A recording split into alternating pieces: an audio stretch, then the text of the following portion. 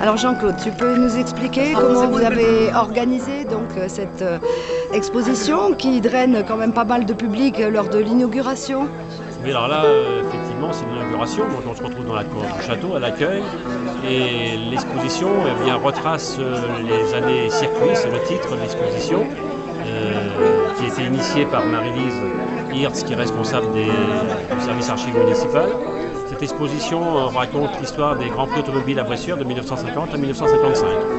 Elle rassemble de multiples documents, affiches, programmes, objets de cette époque-là, ainsi des témoignages des personnes qui ont vécu ces événements. Voilà. Je remercie beaucoup Jean-Claude car grâce à lui, il a collecté donc affiches, documents, photos et il a fait legs aux archives municipales de tous ces documents. Donc voilà que maintenant aujourd'hui on peut exploiter, que tout le monde peut admirer. Alors là, nous avons vu qu'il y a pas mal de participants au Grand Prix qui sont présents et qui ne veulent pas manquer une telle opportunité de découvrir d'anciens documents de l'époque des années 50 à 55, Marie-Lise.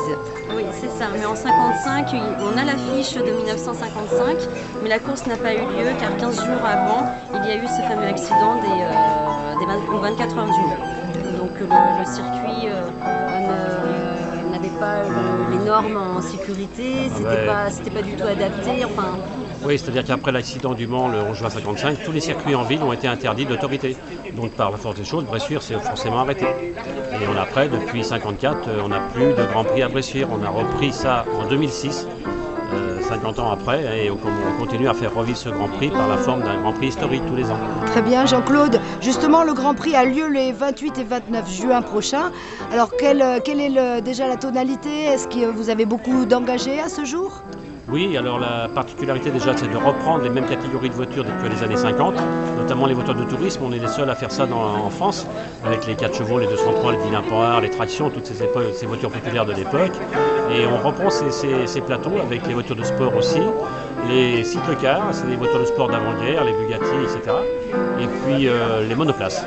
Donc les racers, dont on a un exemplaire qui est exposé dans le château là. Et donc on refait ça tous les ans, le dernier week-end de juin, à peu près entre 15 et 20 voitures par plateau, ce qui nous fait 70 pilotes, et qui sont enchantés par ce circuit qui reprend une partie de l'ancien circuit du Grand Prix de Bressuire des années 50.